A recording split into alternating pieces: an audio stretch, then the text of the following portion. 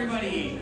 My name is Stephen Davis. I'm a staff member here at Give Kids a World, and I want to welcome you to one of our first speaker series in quite a long time. Who here hasn't been to Give Kids a World before? Wow. So for people who don't know, Give Kids a World is the destination for a critically ill child whose one wish is to come to Central Florida and enjoy things just like Disney World. We provide them that week-long, cost-free vacation. And when you walked around here tonight, it might not seem that busy, but we are actually at capacity right now. We're fulfilling about 200 wishes a week. And to kind of put that in perspective of our 37-year history, we have now welcomed 185,000 families for their dream trip here into Walt Disney World. So,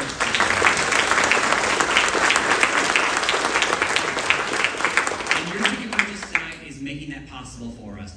Through the ticket sales, through the auction in the back, through the gift shop back there, we've been able to fulfill 5 wishes for families. And that's something to be incredibly proud about. This is the first of many more speaker series, so keep a lookout on our calendar, on our website, social media, to see what's coming up next. But you guys don't want to hear from me, you want to hear from Tony Baxter and Jason Sorrell, so give them a round of applause.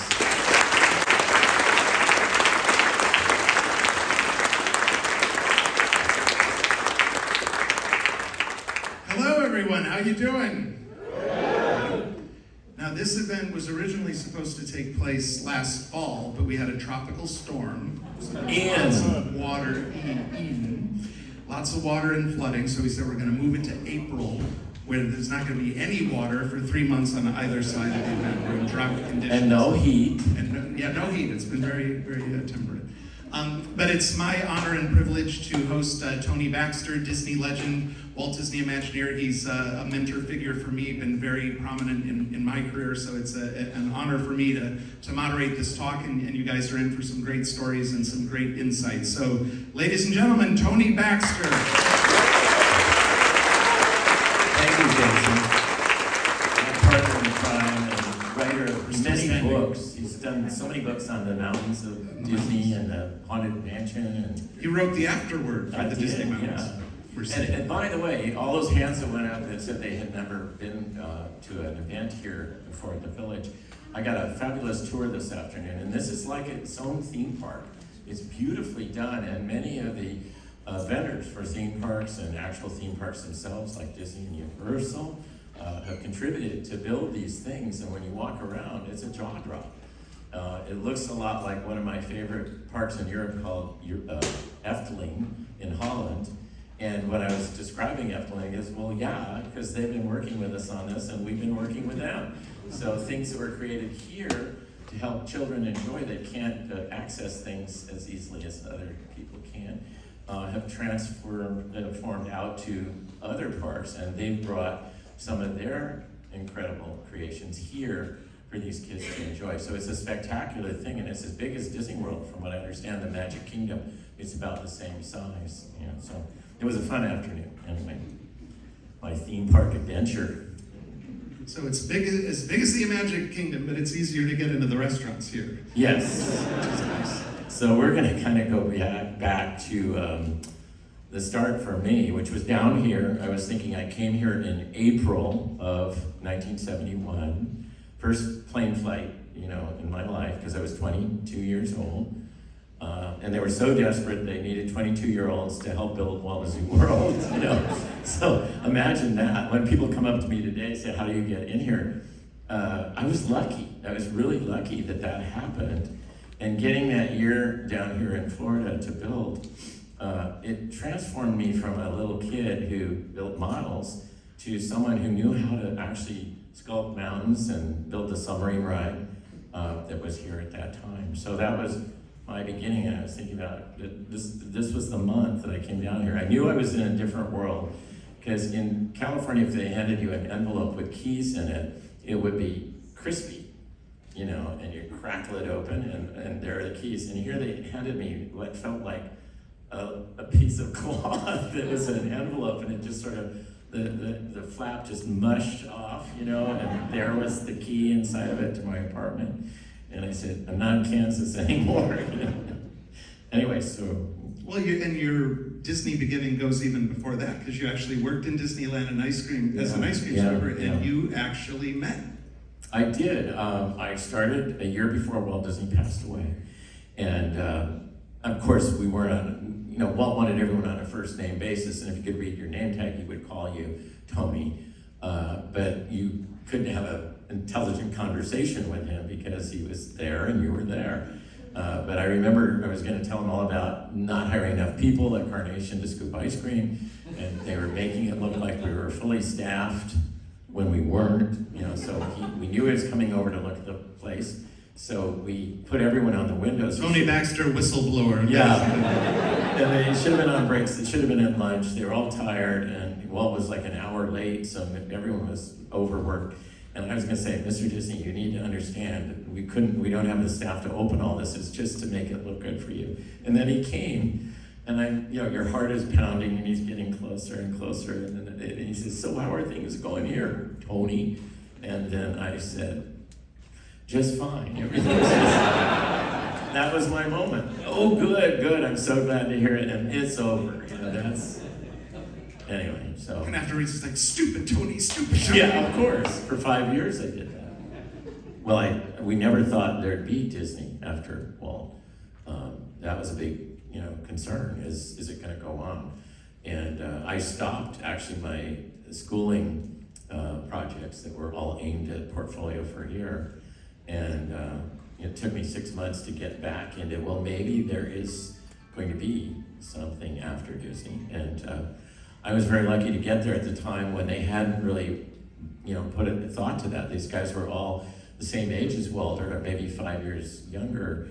And all of a sudden they realized, well, if Walt's gone, we're not going to be around here for much longer, so we need to start hiring new people. And I used to say, it's kind of silly now, but I used to say I'm the oldest of the younger generation of Imagineers. Now I'm probably the oldest of the, the opposite of it. But anyway, so we're here to talk about Big Thunder tonight. And for those of you that are gonna make 2 rounds of this, we'll be back for an encore tomorrow, talking about our friend Figment and Journey into Imagination. So, shall we get started on this? Going back to why is there a Frontierland at Disneyland even? You younger people might not understand that. But here's a look at what American popular mythology was about when Disneyland opened. Now these are all Disney products that you're seeing up there in the posters. Probably a lot of you have seen these. But we're going to give you a rundown now of how many can name these films. But in the 50s and early 60s, the Western was what a Marvel movie is today. And I'm sure some of you older people are going, oh yeah, I remember that. But this was a weekly look at what television was about in the time that Disneyland was created. And so Frontierland, in both Disney World and Disneyland, occupies over 1/3 of the park for one land. And you'd go, well, why would you spend so much time with that? And obviously it was because that is where the Star Wars, the Marvel, the mythology of the 50s and 60s was. It keeps going. Yeah, it keeps going because, let's see, are we up to, we are up to ours, Well, it is interesting though when you think of all the real estate that we devote today to things like Star Wars and Marvel and Harry Potter and Cars, and the Western really was the comic book film of an earlier era. Yeah, and it was a little easier. I mean, now it's okay to shoot an alien, but at that time, it was cowboys and Indians and anything went, but we have a little bit more sensitivity today about that, so these things don't happen. So we're going to go back to what preceded me was a big concept here you see in this painting called Thunder Mesa.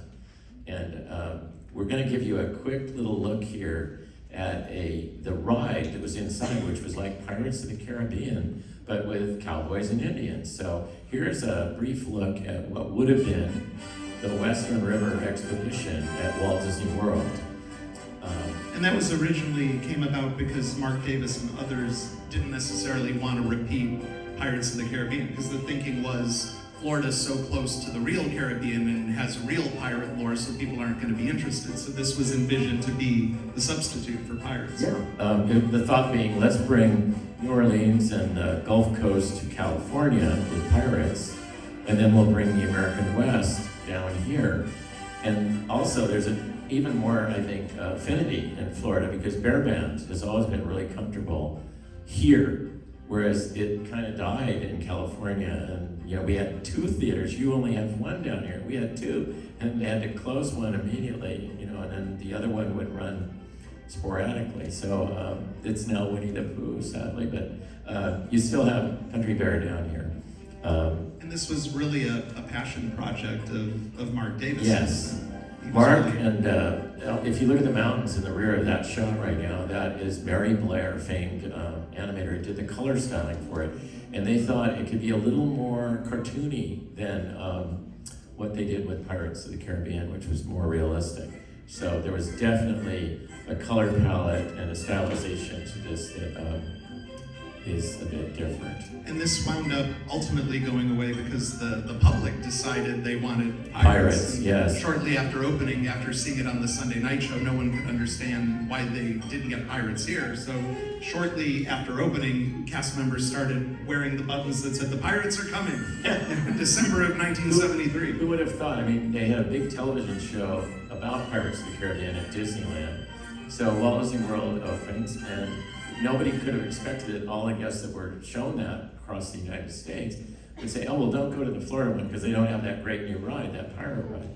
So the combination of the sensitivity, I think, for the Native American culture and the fact that the people that came to Florida or didn't come and went to Disneyland wanted pirates. So that sort of was the beginning of the end. Not the final end, because it kept going for a while, but we're gonna... And we don't want to stir up trouble between the Mark Davis estate and Pixar, Yeah. but just saying. So many years later, the immensity of that Thunder Mesa, I just looked at it and said, can you even believe that Disney could ever build anything like that? That's just off the charts. But then, cut to California Adventure, and they actually did. So if you've been out to California and seen Cars Land, it, for every intents and purpose, looks like the same immense mesa structure that was originally designed for. Well, when you pointed it out last night, because I had the same reaction. I'm like, who could imagine something as elaborate as Thunder Mesa? And then Tony brought up the picture. I'm like, oh, that really is what it would have looked and felt like from essentially Splash Mountain all the way over to... Yeah, because, we always say no good ideas really die. They just go on the shelf for a while. So, when this came out, I mean, if you walk through that area, it absolutely looks like you were in Monument Valley. So, let's go back to 1974, when we started thinking about Big Thunder. We knew we couldn't afford to do that back then. It was a question mark whether Walt Disney World would even be successful. And they were spending big money to do a pirate ride already. So I had to find something that was small and kind of looked like that. So I found a Butte in Monument Valley. And here you can see that inspiration in the one photo and then Disney World in the other. Now, I was not an artist at the time, I was a model builder, so I wasn't allowed to do paintings, I was only allowed to build models. So I got a little, 6x9 pad, and with a pencil, I just drew a very tentative thing, saying, well, we could kind of maybe, if you really didn't, and it was sort of like, well, that's kind of interesting, why don't we look at taking that up a little bit more? So then kind of a rough painting here was done of what this might look like, based from my horrible little drawing.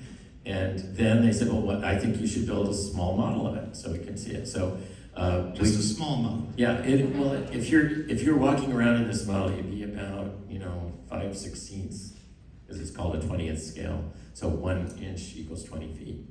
But if you look carefully at this, I was very sensitive. I was worried that Mark Davis would be very upset if suddenly Western River Ride was gone. So that big brown area in the back, does your pointer work? I don't know. They can probably see it. But that big brown building with the Cars Land facade on it, that is the Western River Ride. So it was always thought, we'll build what we can afford now, because there was nothing in Frontierland but country bears. So this gave us an attraction out at the furthest point. And then we'll come back in and do Western River. So this model was very convincing in changing me from being a model builder to being someone involved with my mentor here was Claude Coates, the older man in the foreground, and Dave Schwinninger is an engineer on the project, and the kid just back from his 22-year-old. So I was probably at 24 now.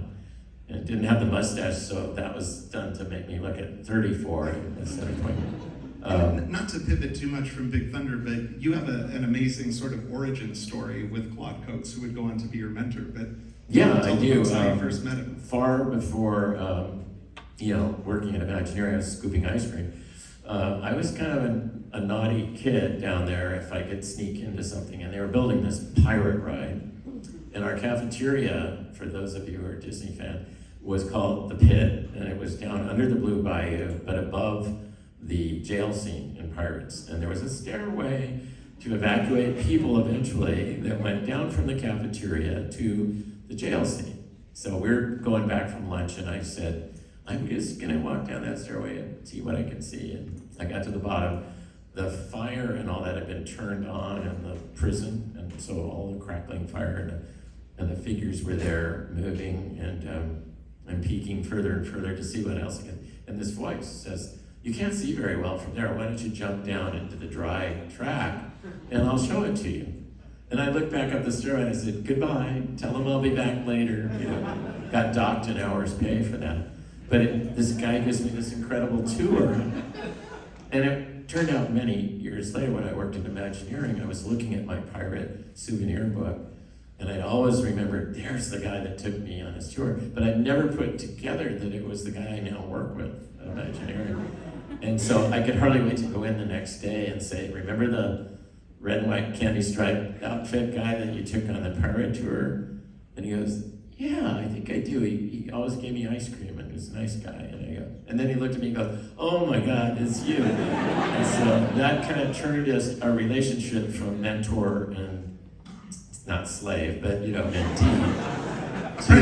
Apprentice. Yeah, apprentice.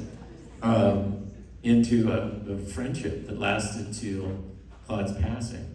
Well, it also shows you that sort of a spirit of wanting to share and wanting to enlighten and be say, no, sure don't take and it remind me tomorrow when we get to Disneyland. No, we'll be here tonight. Let's see. And we do Disneyland Paris in this night. When we get to Disneyland Paris, remind me to do a Claude story. Yeah. If you folks could remind me. Yeah. Because you got me derailed here, and I'll derail us again with another Claude It's not story. a competition. Meanwhile, back at Big Thunder, we're going to go on now from... This is a lovely story, and I stand by that. And it'll be an even more touching story, the other one, if you get me to say it. Okay, so we're back here. This is a Grace, remind me to remind Tony. Okay, thank you. This is a 1/4-inch model, so now if you're walking around in this model, you'd be 1.5 inches tall.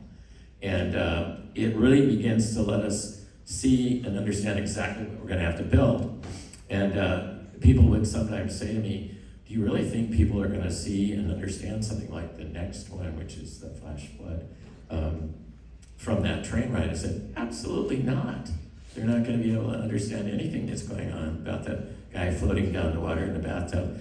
And then, well, why are we doing it? I said, because have you ever noticed there's a train that runs around this park called the Walt Disney World Railroad, and they don't see anything, And I said, they will be able to see this and experience a part of Big Thunder, especially if they are not inclined to ride a roller coaster. They'll be able to get a big scene, and we can do a narrative on board the train for that scene. And then the vehicle going through, the Big Thunder trains that go through it, actually becomes a part of telling that story.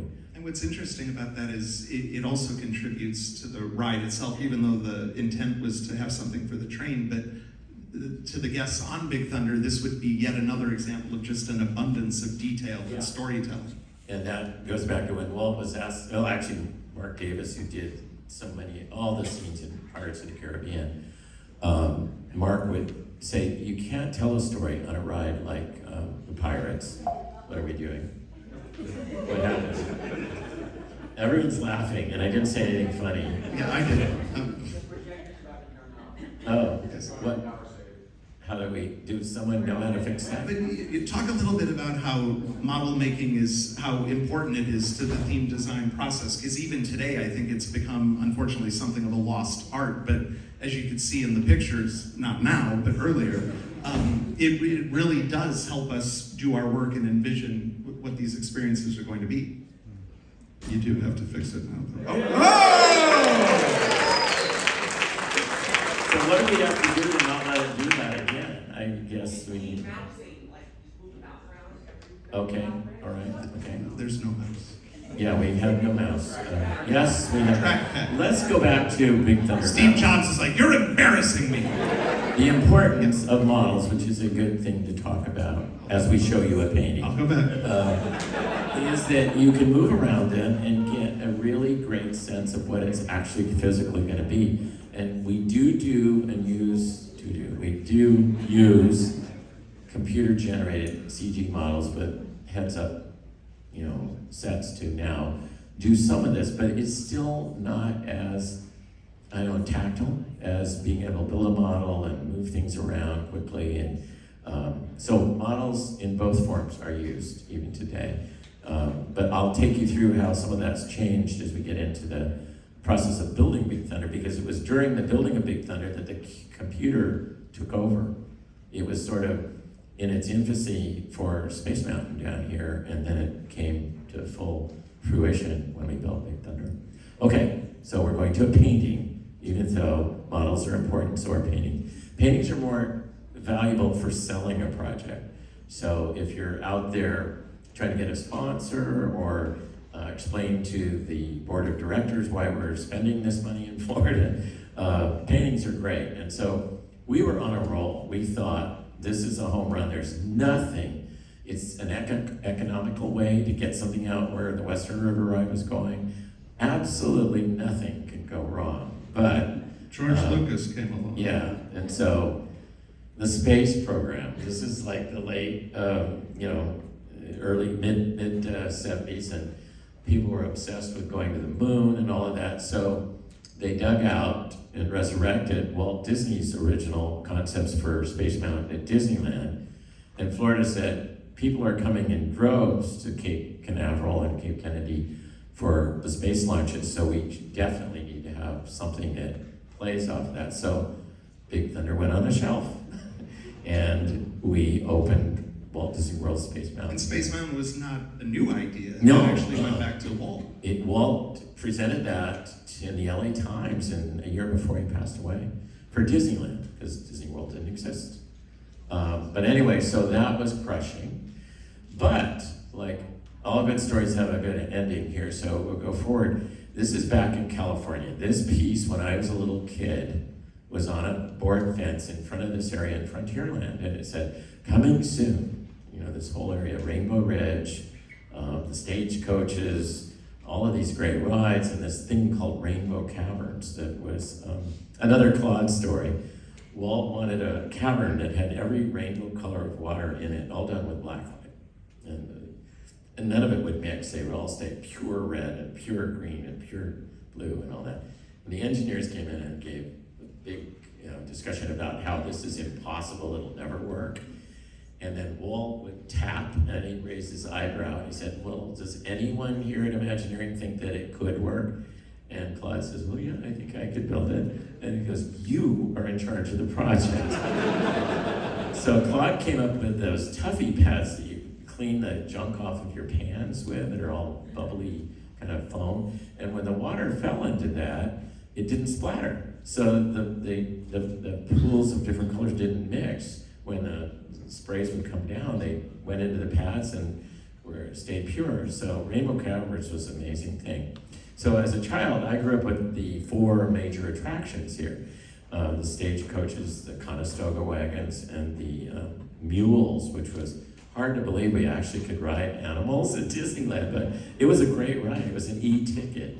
And the mules would go towards the edge of the cliff sometimes, and it was actually pretty scary. And then they had fighting elks that were automatronic, and where they positioned them, they spooked the mules. So there's a big fight of these two so they had to move the elks to the other side so they weren't a problem. But sadly, one by one, these started to drift away. So the first to go was the stagecoaches, because actually one of them, they were very top heavy if you had a lot of big people on the top, and you can guess the rest of it. So then we were left with just the Conestoga wagons, and then they went away. The mules lasted quite a while into the 70s. But then, you know, you were dealing with an ornery animal and they went away. So all we had left was the little mine train. And people weren't going there because it was a very peaceful ride and fun, because you had this incredible rainbow cavern thing that Claude did at the end of it.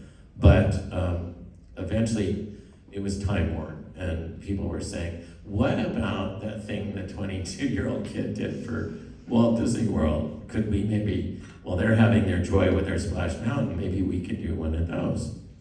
So they said, draw another picture of how that would fit, not over where it is in Florida, but on the side that's right next to the Fantasyland castle. Because you couldn't just Yeah. lift it aesthetically. No, we had a haunted mansion. Our haunted mansion is over where your Big Thunder is, and Disneyland's Big Thunder is where your haunted mansion is. So it's flipped.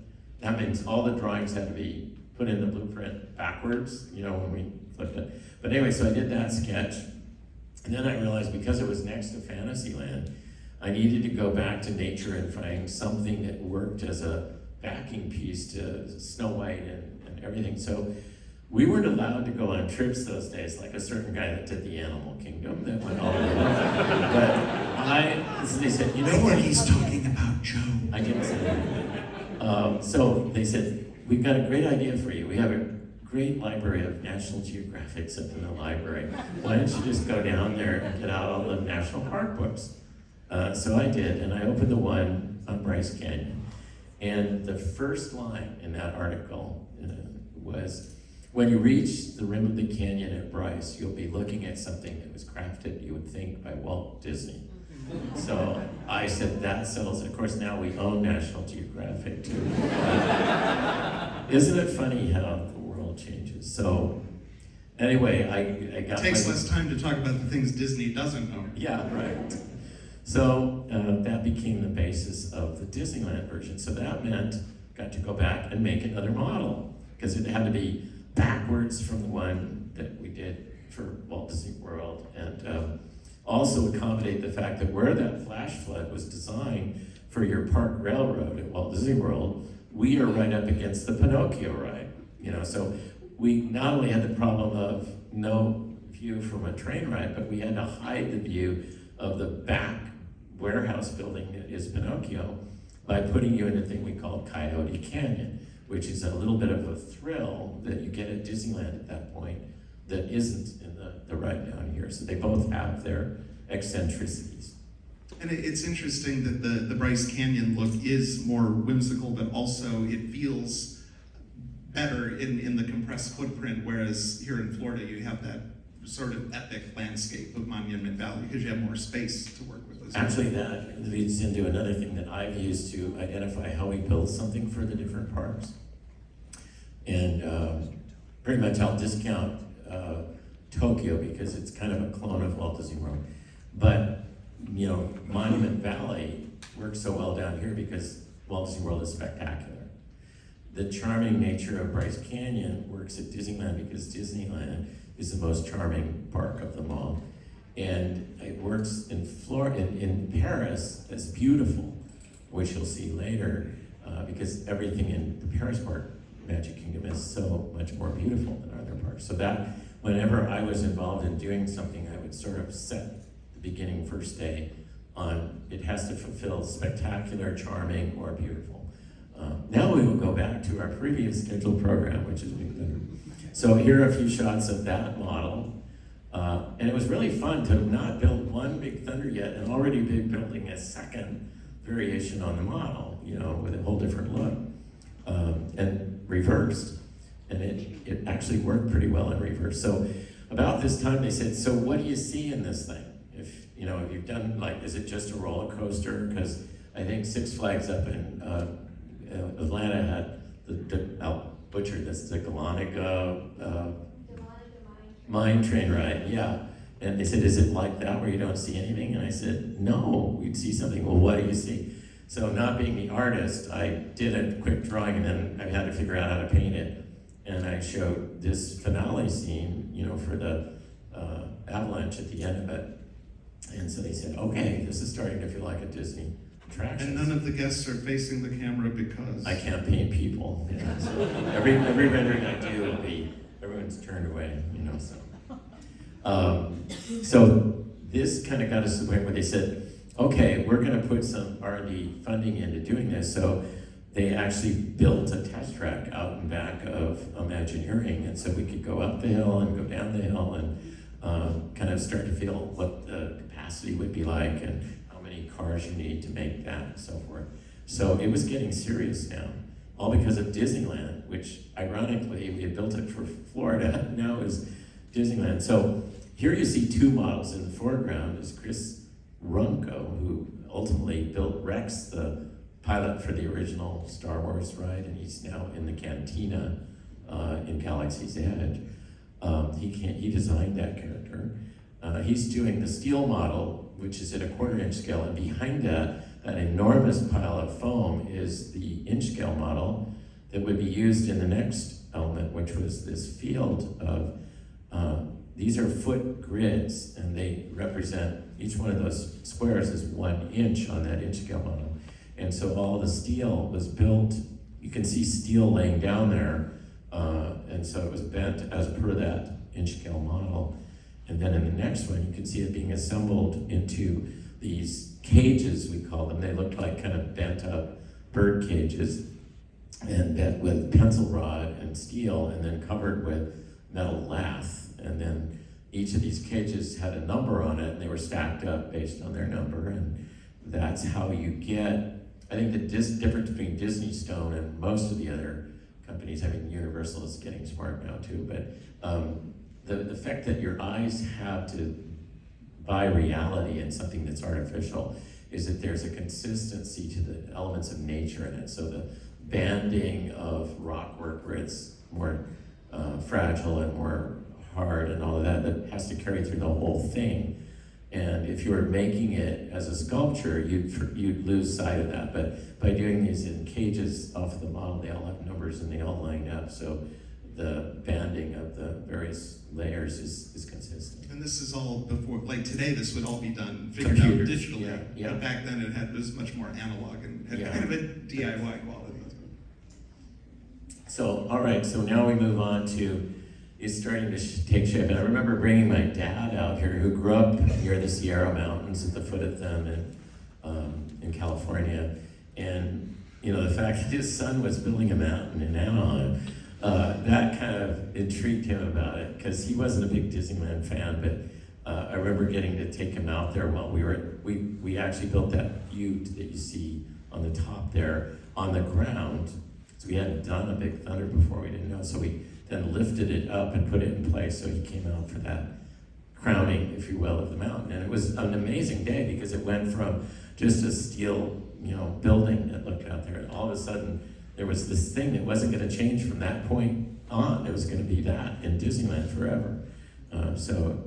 Pretty impressive to be. What did that feel like that day as someone who grew up with Disneyland, worked at Disneyland, and now you're literally changing the landscape of Disneyland? You're always scared, because what if it's awful? You know, there's always that thought. And I knew that there was a sweetness and gentleness to the original ride that we wouldn't have. It was going to be a coaster. And there was tremendous pressure to compete with the Magic Mountains and, you know, the Six Flags. In that arena, we weren't playing to that. And we didn't have, when we started this, we were still building Space Mountain. So all we had was the Matterhorn and the Pirate Drop, you know. So, yeah, it was fearful, and I didn't know what I was doing. So everything that we were, you know, that came along, we had to figure out. So, in fact, here's a really good example in the next slide. How are we going to do a cavern, you know, with these stalactites? And Skip Lang, who is my partner in crime on this, we were thinking like, well, what looks truly and like, you know, and all that, and is industrial enough that it would hold cement. A cake froster thing would fall apart. He's trying to squeeze that, so we thought, let's go over to Pep Boys and get a grease gun. So in the next scene here, you can see the guy with the thing you grease your car with, and we went and filled it up with cement and then gushed it out and let it dribble down the stalactites. And that's how we did it. But I mean, if there wasn't a book you go to find out how you do that, you know, so you have to like invent it. And that's kind of a hallmark as well, because like I remember talking to Harriet Burns about the early days of Disneyland, and especially doing the Tiki Room show, she would say things like, well, no one had ever built a tiki bird before, so we had to go down to the craft store and buy feathers, and it's just these weird solutions to things that have literally never been done before. And then once you do that, it's like, well, of course, everyone knows that's how you do it. You get a grease gun and you fill it with goop and make a stalactite. As one does. And we have done from then on. So it came out pretty good, actually.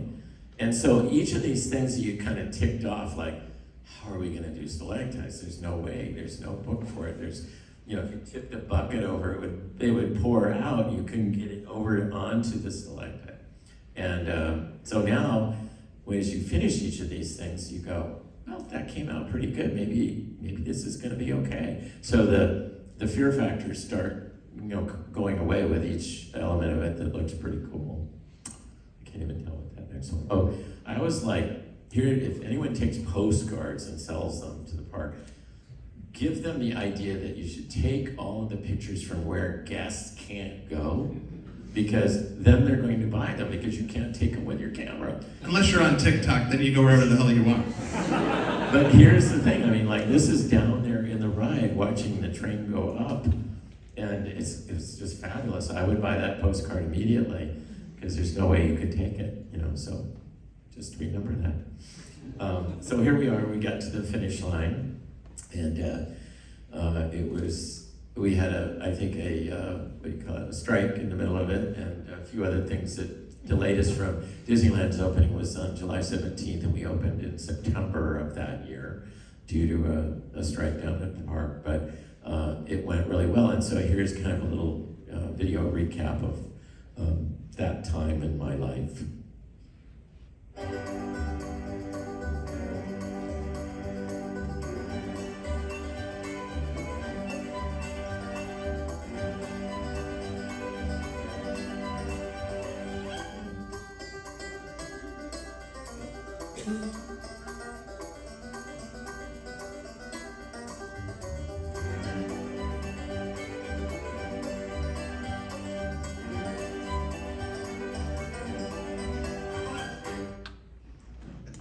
Welcome to 1979. And the publicity campaign, they did different ones for Walt Disney World and Disneyland. And so this is the Disneyland one.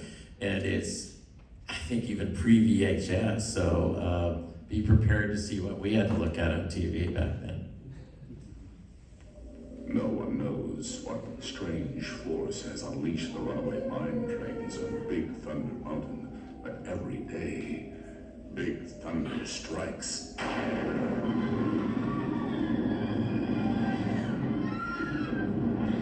Big Thunder strikes.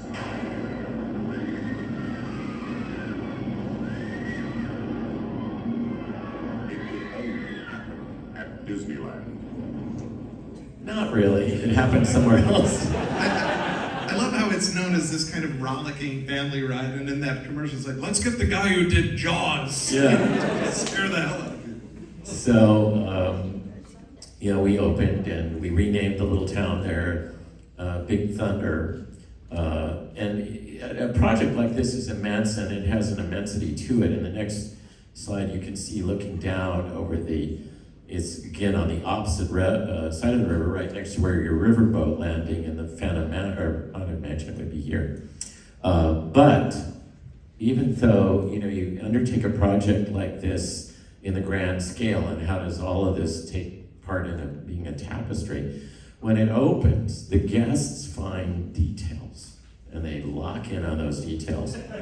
And if you haven't ridden the Disneyland version, we have a goat, and the goat is at the top of the second lift, and somehow everyone got wind of the fact that if you stared at the goat while you're yanked around this curve, it makes the ride about triple intense, you know, and so this became known as the goat trick, and that riding the ride, half the people will be not looking at where they're going, but staring off to the right as they encircle the goat. So this was my first attraction, and I realized how important the details are, because unlike a movie where it's in the theater for a couple months and then you buy a Blu-ray or watch it on streaming and then it's done. These things, people come back and you have to ask yourself, why am I or any of you waiting in line an hour to go on something you've been on 20 times already, you know?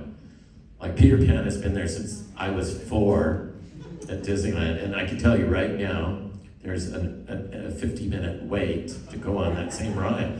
So there's something they're doing right in terms of being aspirational and giving details that are fun to enjoy over and over again. And a genius for doing that is Pat Burke, who's in the next shot here. Pat, he had an on and off switch, and you turned it on and then came back after the ride was completely decorated. And every square inch of every Big Thunder that we have is due to Pat's understanding of mining detail, and they're all not only authentic pieces that he got from real, mining sites, but they're in the right place. So if a piece was missing, he would build it so that you could actually crush the ore with this device and then mine it and put it through the sluices and so forth. So he was a genius that just made this whole army of Big Thunders possible. And more than anyone, he knew how to wear a pair of slacks. Yeah, leisure pants back then. So here are just some of the details. And it's funny, I think is the center one of the buckets up there at the top? Yeah. So it's got the buckets going up and down. When they've recorded some of the soundtracks for Indiana Jones and the Temple of Doom on the Big Thunder at Disneyland. And so Ben Burtt and all those guys were down there, and I was talking with him. He goes, so in the mine car scene, you're actually hearing Big Thunder. Yeah, in that mine train in the ride, there's some Big Thunder mixed in with that. So we're there, and he's looking at it. He said, "I'm so glad you guys came up. You found that, because we're using that in the scene in the mine too." And I said, "Oh, really?" And he said, "Yeah. We wanted to make it authentic, and you guys probably did the homework for us." I said, "No, I stole it from the treehouse." And then we suddenly realized that we created a whole mythology about these devices, and I don't know if they ever.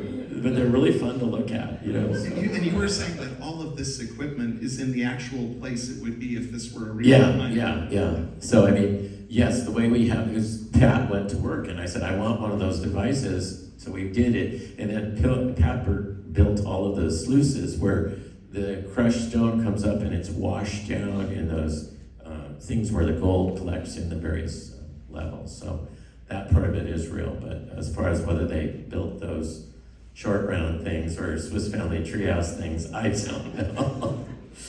Okay, so we are also lucky that in the original show, I have this feeling like everything I've done, I tried to put something that Walt saw in it, so that if he were to suddenly come back and he went there, it would be, oh, okay, I know where I am. This is an extension of what we had here. And so the little town of Rainbow Ridge became Big Thunder town, the town of Big Thunder.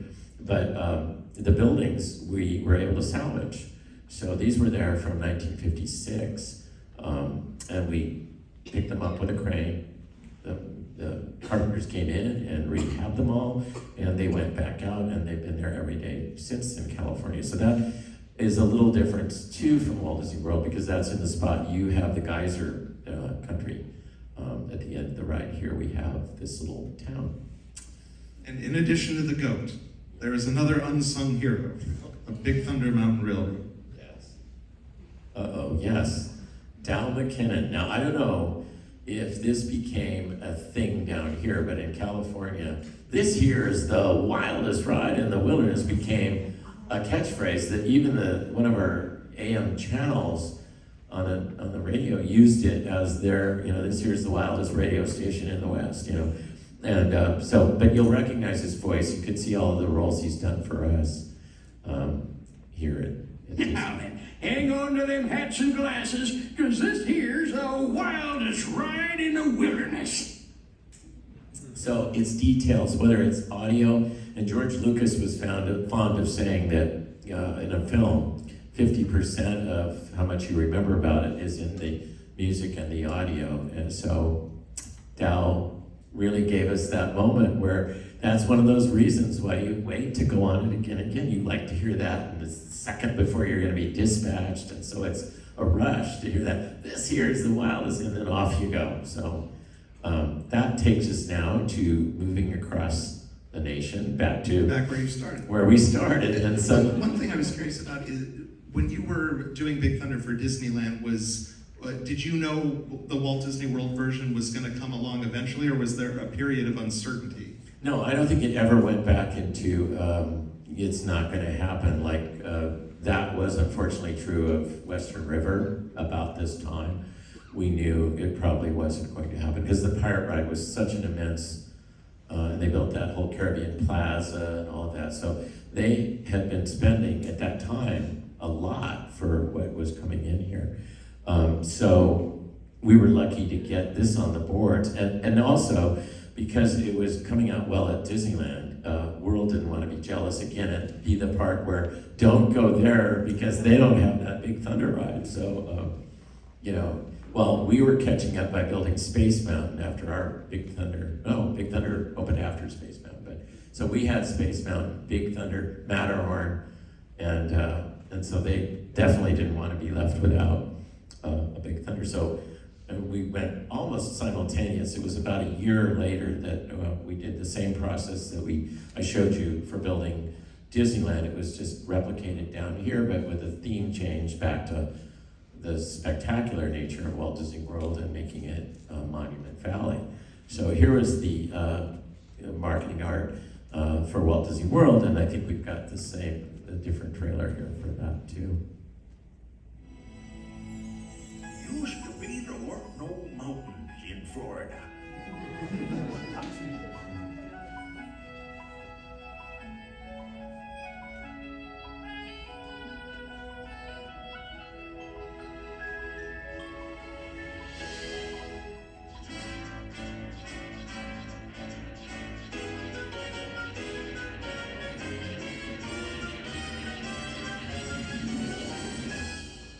Used to be, till Big Thunder Mountain Railroad arrived.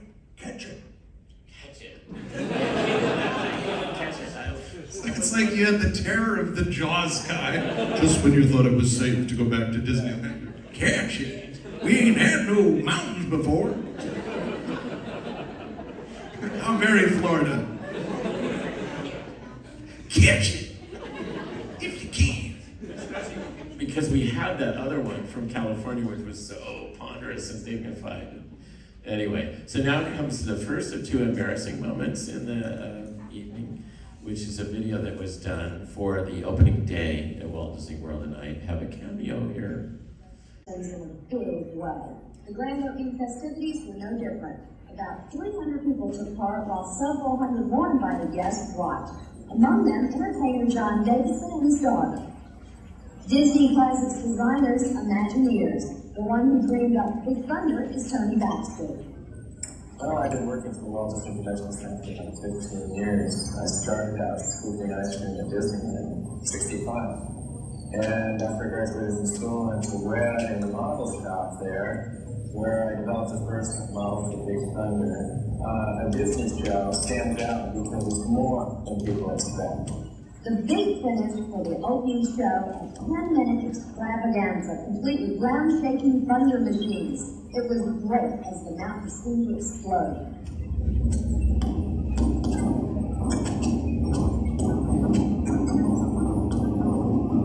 The premise for the ride is that you're on a runaway train that plunges up and down and around and through a mine in the mountain. This time-elapsed film collapses 22 months of work into a few seconds. And you can see the builder using the 6,500 tons of steel, 5,000 tons of cement and sand, 90,000 gallons of water, and There'll be a quiz. 4,000 gallons of paint. They used new technology to build Big Thunder. A model was made, then sectioned, and then a computer was used to figure out how to bend steel to create the shapes required. Covered in lath and gunite and cement and paint, it all comes out looking a lot like rocks.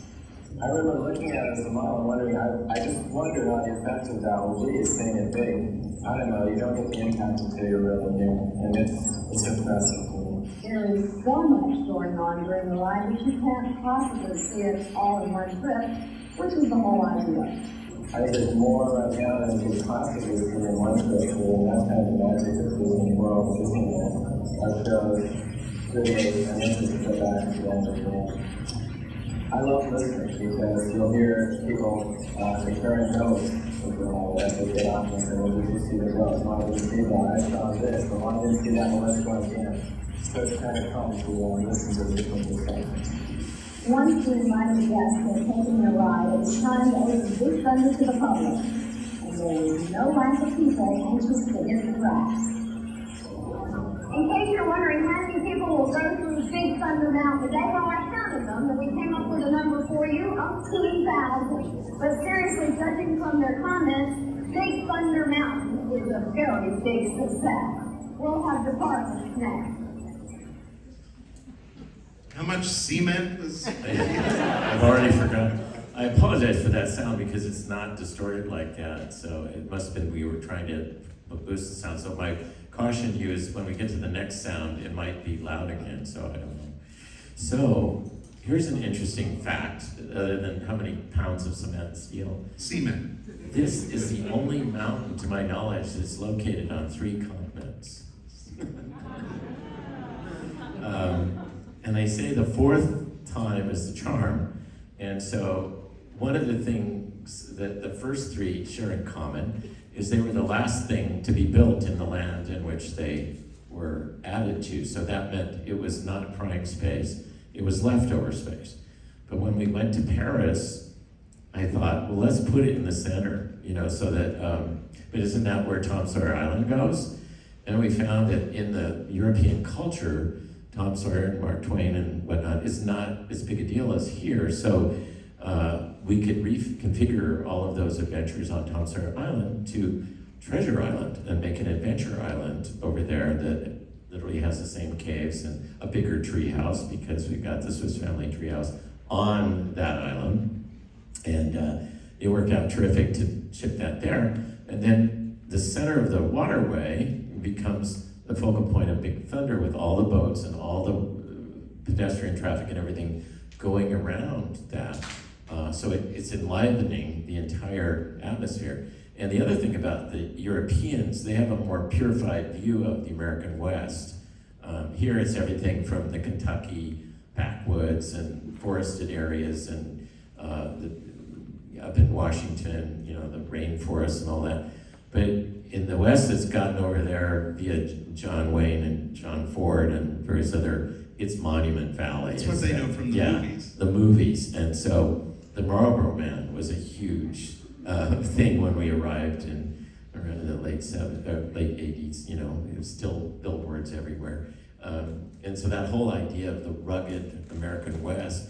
So he said, let's purify this frontier land and do the whole land.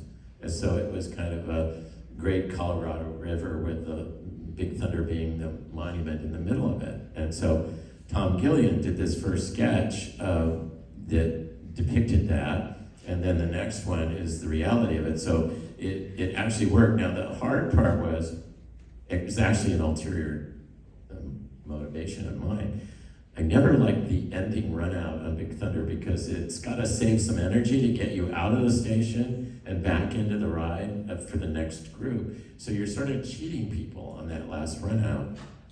And I said, how could we compensate for that? So by putting it out on the island at the beginning of the ride, when you're expecting just to go down into the Bat Cave and then be lifted up, this thing's got to dive under the rivers of America, so like you move out of the station and then it dives down like 25 feet and you're right, the second you leave the station, you're in full blow, screaming and yelling.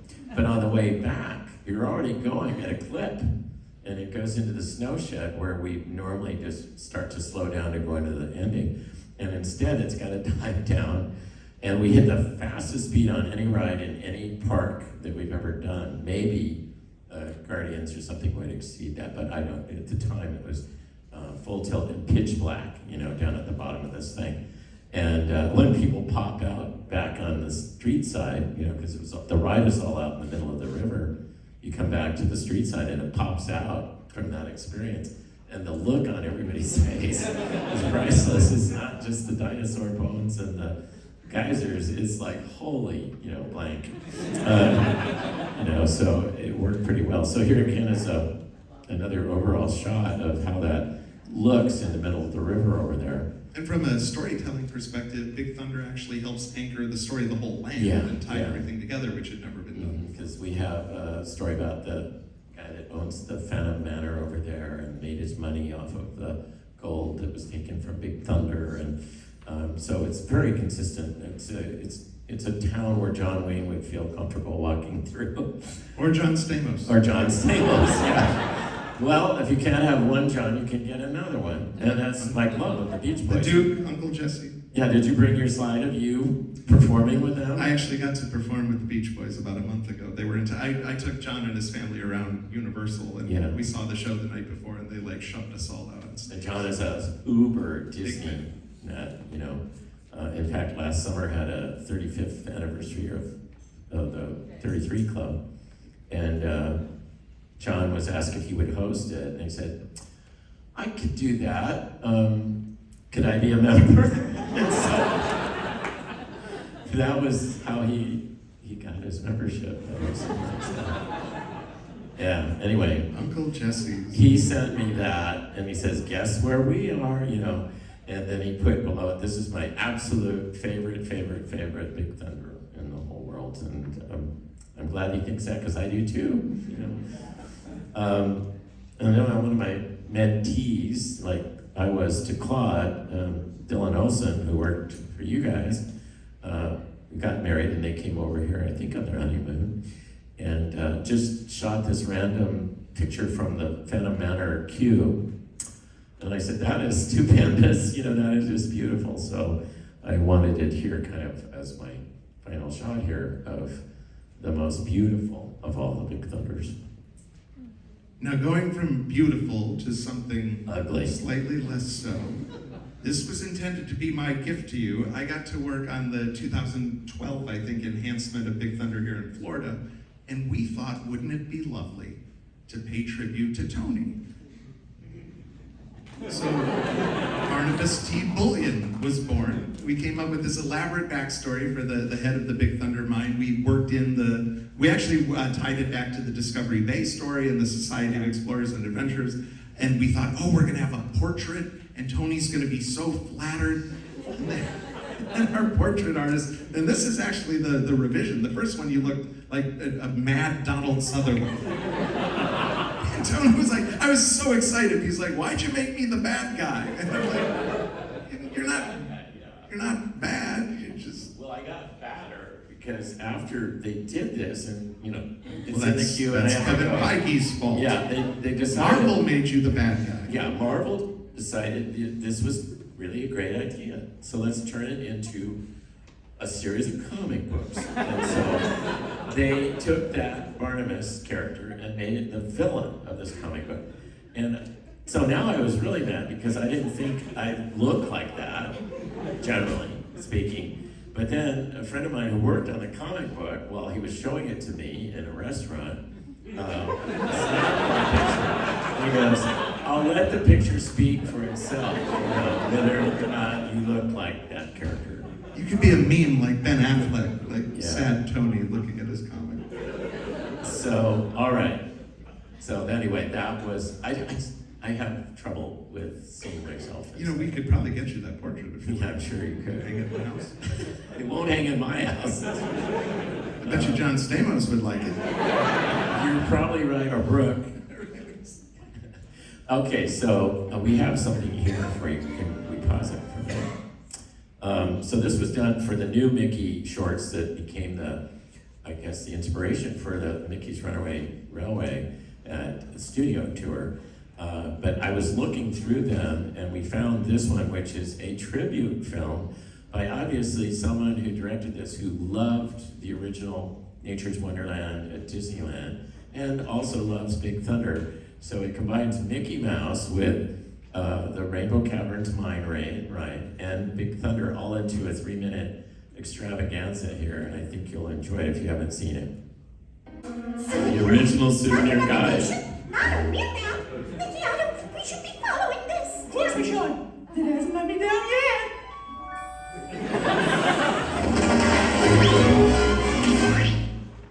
Phew. You let me go.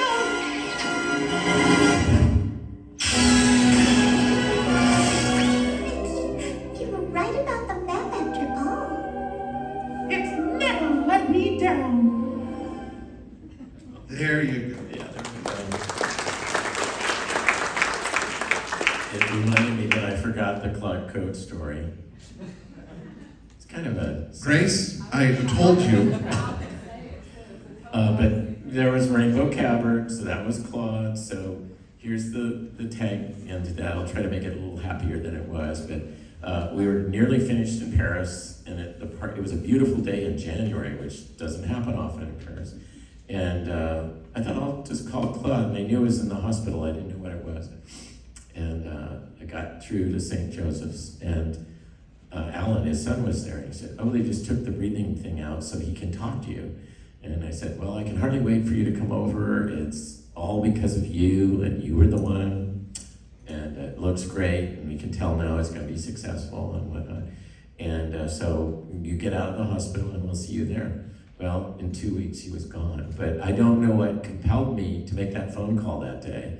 But I think about it to this time that he knew it was good, and that we felt it was devoted to his, mentoring all of us along to be the beginning of the second generation of Imagineers.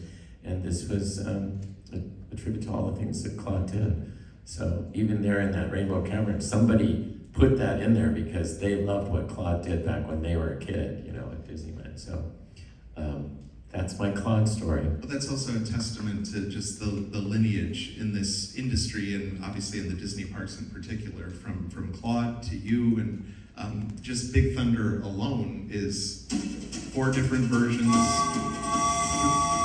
Very loud.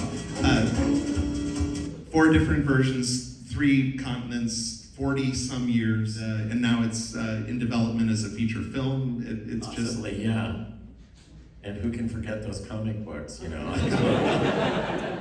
Or kindly Barnabas T. Bullion. Yeah, right. Okay, so I don't know where we stand time-wise. We have about 15, 20 minutes. Are there questions? Yeah, we could Yes. do questions if that would be, if anyone has any. Okay, who's going to be the picker? You can be the picker. I'm the picker. You're the picker. I'm the decider. Okay. Then they don't hate me, So. Thanks. As someone who started so young designing this ride, and then there it is, and I assume you wrote this. What was it like for you to get on this thing that you had dreamt about for so long and actually take a ride?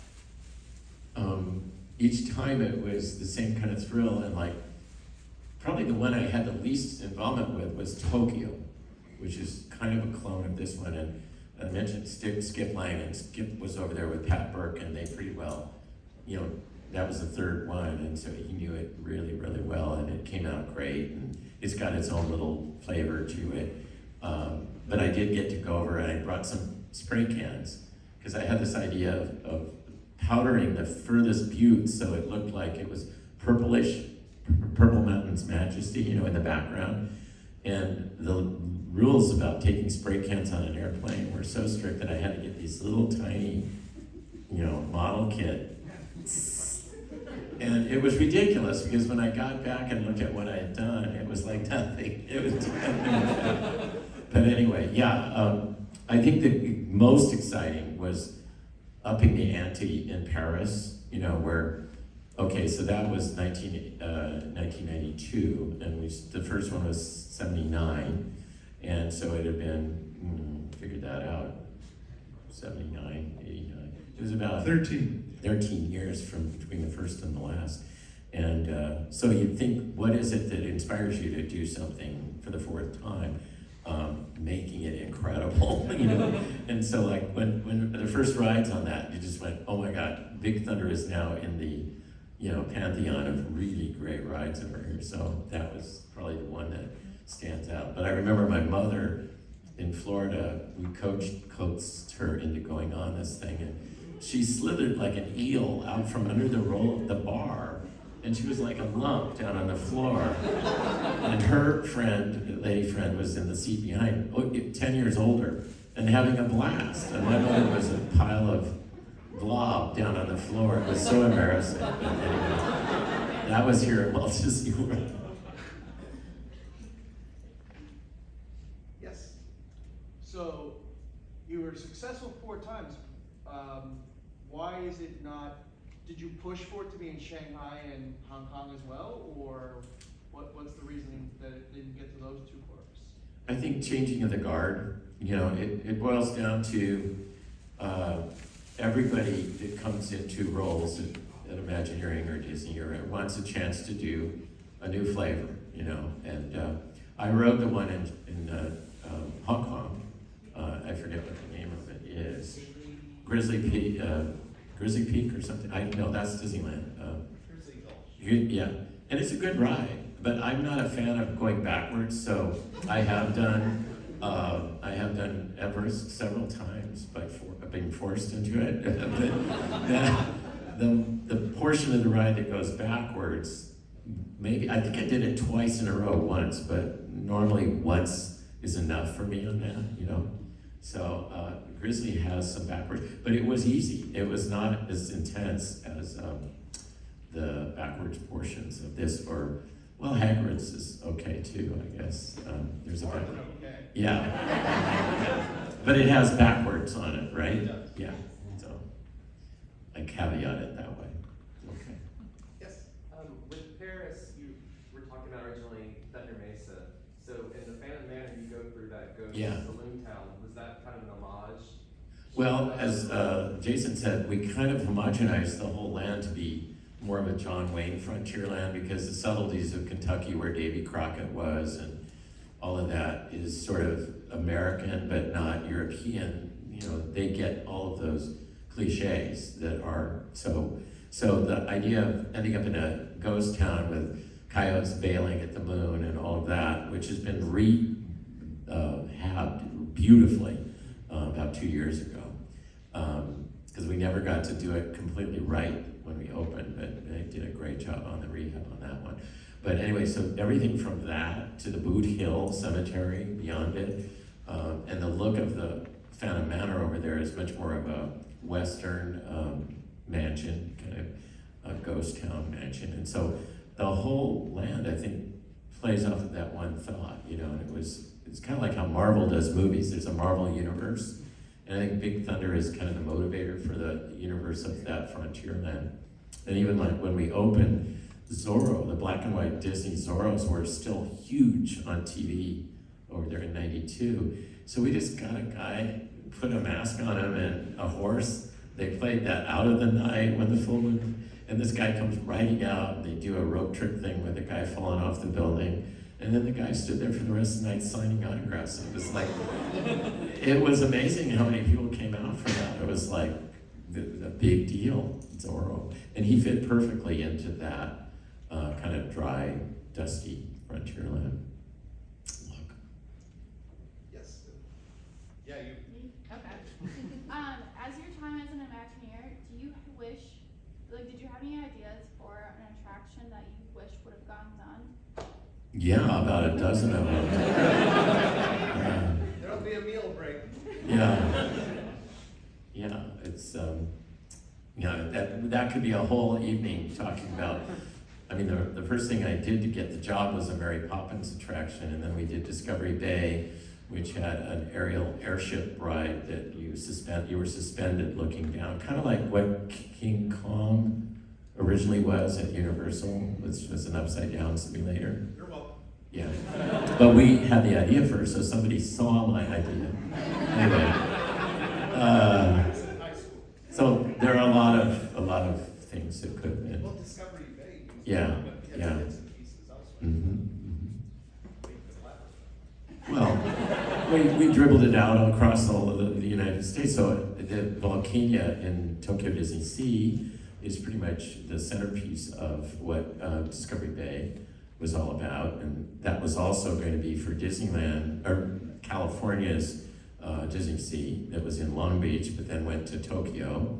And then in Paris, we have the airship Hyperion and the Nautilus, which you can sometimes tour, but I've been hearing things tonight that it's been on permanent rehab for like over a year, which is discouraging to hear, because it's beautiful. And it was one of the last things Tom Sherman, the reigning Nautilus guru, supervised the construction of it. And it's better than the walkthrough of the real sets that was at Disneyland when Disneyland opened. Good ideas never die. So it just keeps, little bits of it come back. What was your proudest moment through your whole Disney career? Oh, I think two. I think it's this talk. Yeah, it's pretty good. I think Journey into Imagination, and we'll have this discussion tomorrow, but the opening show that lasted till around 2000 or 1999, the kids that grew up with that, I know from what they tell me how much it meant to their life and how much Figment still, the Figment that's there doesn't generate the love of Figment. The Figment that they remember is what generates the love of Figment. So that was bringing, I think, Disney to Epcot. Because if you remember, they weren't allowing characters to be in the park when it first opened. So we invented Figment to tell the story of how we all are imaginative. And I think it was an embracing show, which the current one is not, which says you're not imaginative, and if you smell a skunk and you hear a train, you'll become imaginative. So I know, send the cards and letters. I don't know. I can't be fired, I'm retired. You know, so. Anyway, but the other one was the opening of Disneyland Paris. And Michael Eisner had said, it's got to be distinguished in some way, and why don't you guys make the most beautiful park? And that made sense because the city of Paris is a city of light and love and art and beauty. And the challenge was, how do you take a park that is easy to override what downtown Orlando is, easier to override what 192 looks like, you know? And the same is true in Anaheim. Anything you do is better, right? So, but to go into Paris, where on every corner is a masterpiece, and be able to sit there and hold your head up proudly with that, and a land where Tom says there's 400 and some castles in France, and we have a castle. You know, there aren't too many here in Orlando, and there aren't too many in Anaheim, but it's now getting its due. This issue of Forbes magazine just came out and said something to the effect that it could turn out to be Disney's wisest investment, including all the Marvels and Star Wars and everything, you know, the way things are turning for it now, because it's our beachhead in one of the major markets in the world. So, and I think Michael and Frank Wells and Michael Eisner understood the importance of that, and they went through hell for the first 10 years because there was the biggest recession of all time in Europe, and like the French who hated their Eiffel Tower and now find it the crown jewel of their culture, they hated Disney when it came over there because it was the American steamroller of pop culture. But we're past all that now. And when I go back and I meet employees that work there that are in their early 30s who say, my whole life revolved around this as a child and the fact that I'm here helping to make this a memory for the next generation. Well, that was not something we found there when we opened. You Americans who think you own everything. So it's very exciting to go back there, and they take care of it. And I can say this, you know, not only is it the most beautiful park, but the costumes there were designed by a woman who worked on the movie The Ten Commandments. They are impeccable, and they've maintained that. They haven't simplified them or anything. They're wool. It's cold enough that they can wear these kind of things over there, and they're still dry cleaned and washed and professionally. So there's just an aura about it that's very continental, I guess, but still Disney. And I think our castle there is the most beautiful. And it has a dragon in it, which makes it different from every other castle in Europe. I said, they go, how are we going to distinguish this? I said, well, you show me another one that's got a dragon living in the basement, and we'll talk, you know.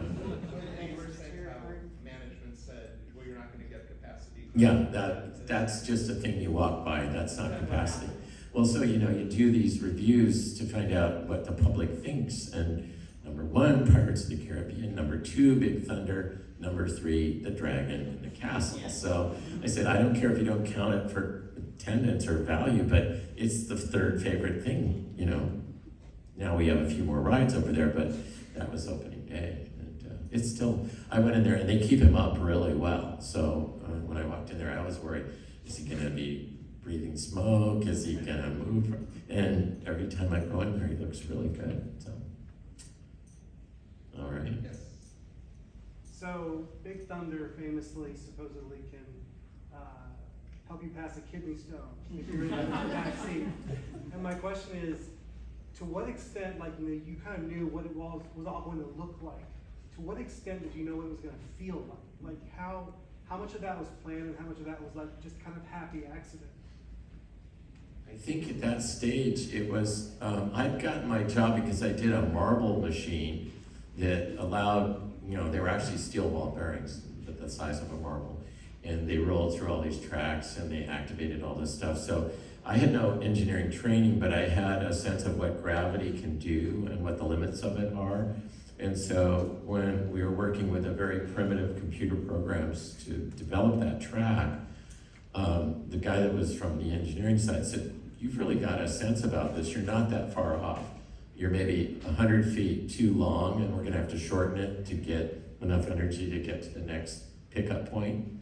But he said, it's amazingly close, so I don't know that I knew the feeling of it, because the engineer can also then make that rougher if you turn the banking of the track so it doesn't cushion you.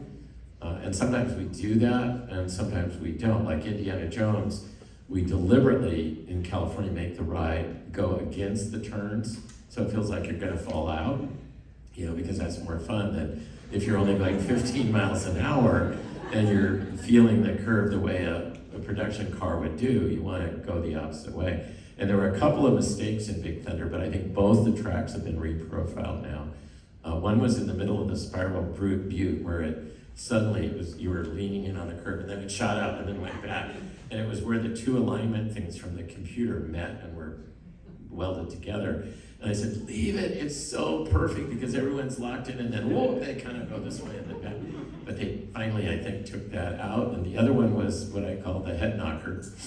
Just after that, you kind of come up and then pop down into this cave, and everybody's hands go in. And that is still that way. I ride it and I go, I have got to put my hands in because I know I could get clipped there. But we had this amazing thing that had basketball-length hands with chalk on the end of them. And then if there were any chalk marks, with this hand way up in the air for an 8-footer guy, then we had to knock the cement off, to make it work. But that one, still to this day, when you get to that point in the ride, everybody goes down like this. Got one more question? Okay. Looking back at 40 years, would there be anything you would change or enhance about the attraction? Yeah, because if you look at the rock work that we did for Galaxy's Edge, it's incredible. I mean, it's absolutely indistinguishable from reality, as is Cars Land, I think, at Disneyland. And we have 2 Galaxy's Edges, and they're both superb. And if I look at the chronology going back to 59 when they built the Matterhorn, it's really crude rock work compared to, it's lovable rock work because it's my childhood rock work, and so I still look at it and it's got a, apparently it looks like your parents or something, but I look at it, if you go in for the detail, you go, oh my God, that's so primitive. And then I see Big Thunder at kind of at a midpoint, and then I look at these new projects that they've done, and they're just extraordinary, as is a few over at your side of the parks. So, but anyway, yeah, so I think going into it, you could be amazed by how realistic you could do it today with the computer technologies and everything. But I don't know if it was right for its moment in time, and it's the fact that it's still enjoyable today says that we put something in it that is everlasting, like Peter Pan. The ride Peter Pan is still generating crowds from 1971. Think about what films you still watch from 1971. There aren't very many because we've gone past that into a different realm. So trying to find these things, I said, for me, the biggest tool that I use when I start out on something is, okay, and I mentioned it earlier, why am I standing in line for the 20th time, waiting an hour to go on this? What is it about it that's compelling? And what that helps you do right away is stop from writing a book report of a movie or something. And I won't mention any Disney classic animation films that have created book report rides, but they're kind of boring because they don't feature you. You are the star. And when Peter Pan at the start says, "Come on, everybody, here we go," and you fly away out of that window, that is happening to you. And when we're on Pirates of the Caribbean, you know, you come seeking adventure with salty old pirates. You've come to the right place, and this happens to you. And you go into the Haunted Mansion, and you get an elevator, and no windows, and no door, and no way out. That's happening to you.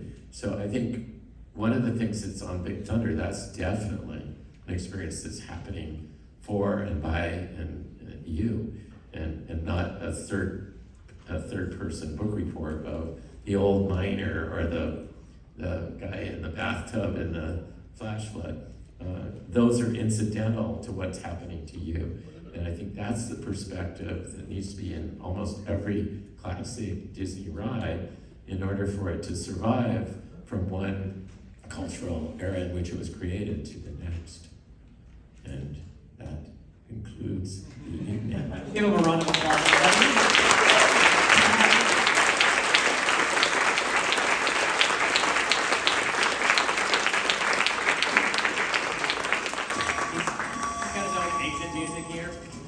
Thank you so much for being here today. The auction's going for 5 more minutes. The shop's open in the back. If you guys are exiting back to your cars, we're going to be using these side right doors. Elise will be walking people back. We also have some select golf carts available. Thank you again. There's still tickets available for tomorrow's Epcot presentation at 2 o'clock. Thank you guys. Appreciate it.